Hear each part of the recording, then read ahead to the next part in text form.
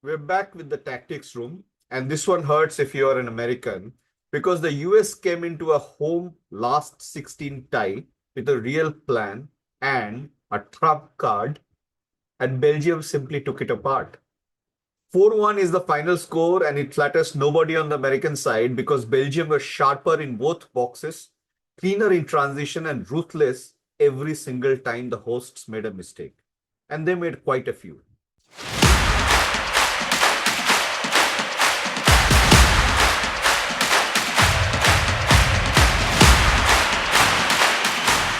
Rudi Garcia set his team up to punish exactly the things Pochettino's side do. And by the time the dust settled, Charles de Ketelaere had a brace, Hans Vanaken and Romelu Lukaku had piled on, and the only bright spot for the USA was a wonderful Malik Tillman free kick. But that too had a huge ricochet from Vanaken. And briefly, very briefly, we thought that there was a game here. But there wasn't. Let's talk about the why.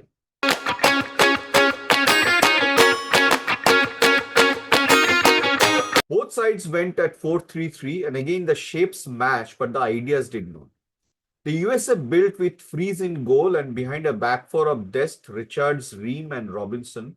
A midfield three of Adams on the single pivot with McKinney and Tillman ahead of him, and a front line of Freeman, Pulisic, and the much talked about Folarin Balogun. The plan was to press Belgium in a mid block, use Pulisic and Balogun to attack the space in behind Belgium's high line, and lean on Tillman and McKinney to arrive in the box. It was a front foot plan, and that is admirable, but a front foot plan against this Belgium requires your build-up to be flawless. And the American build-up was anything but. Belgium lined up with Courtois behind Castagne, Ngoy, Mechele, and Decoyper, a midfield of Onana at the base with Raskin and Tielemans as the eights, and a front three of Lukebakio, De Ketelaere through the middle, and Trossard of the left. Garcia's idea was to let the USA have the ball in the first phase and then hunt it the moment it came into midfield, with Raskin and Tielemans jumping into the American double eight and De Ketelaere pinning the pivot. And crucially, Belgium wanted to attack the channels either side of Ream because they had identified that the American centre backs were vulnerable to a runner spinning in behind, and that read was correct within 9 minutes.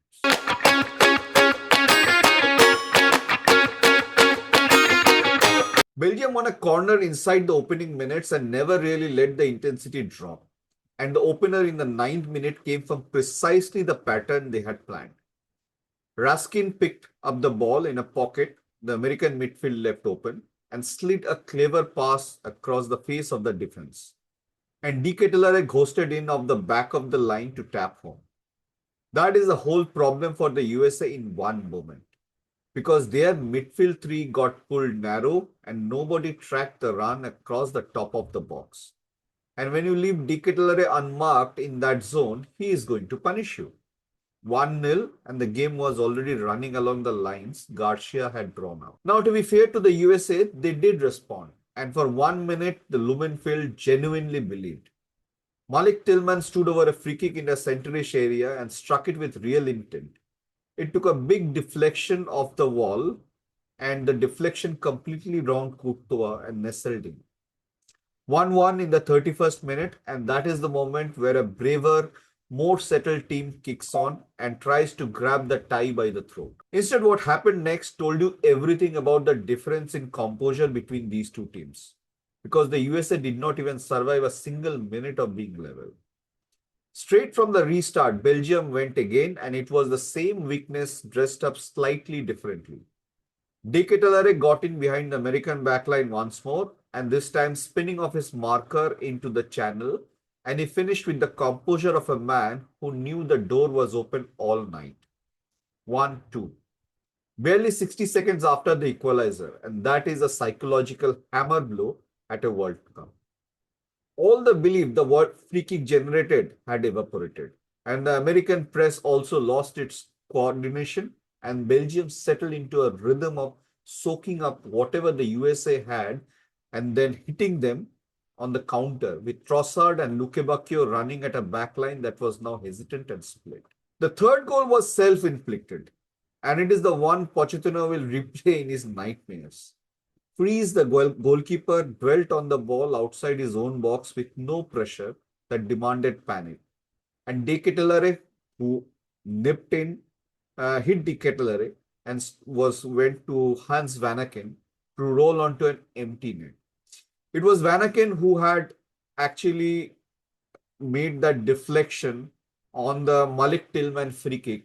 So this was poetic justice for him that he had managed to get a goal on the free from the US. That catastrophic sequence of the goalkeeper and the covering defender caught in no man's land and at this level in your own defensive third is really something that the US will always feel took them out of this match. 3-1, and from there it was game management for Belgium, who were happy to let the USA have the ball in front of them and pick their moments. The fourth goal was a substitute stamp on it. Romelu Lukaku came off the bench and did what Lukaku does at this level, holding the ball up and spinning the tiring American centre backs and finishing in stoppage time to make it 4-1. By then, the tie had long been dead, but it was a fitting cap because it came from exactly the profile of a runner that the USA could not handle all night. A big striker attacking the channel against a backline with nothing left. 4-1 full time and the American World Cup is over.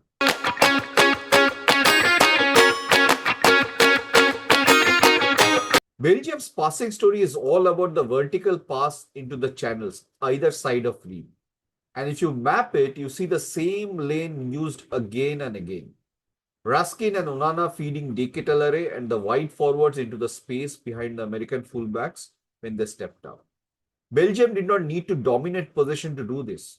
They were happy to be direct the moment the American press was broken. The US's own passing map is the tale of a team that had plenty of the ball in the middle third and almost nothing in the final third that hurt anyone. A lot of sideways circulation from Adams and the centre backs that never turned into penetration because Pulisic and Balogun kept getting squeezed offside or crowded out by Michelet and Ngoy stepping up aggressively. The one American passing highlight is the set piece, which tells its own story about where their threat actually came from.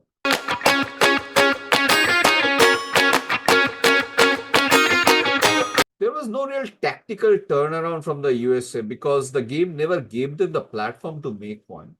But the closest thing to a mid-match adjustment was Pochettino pushing his fullbacks higher after the third goal to try to force the issue.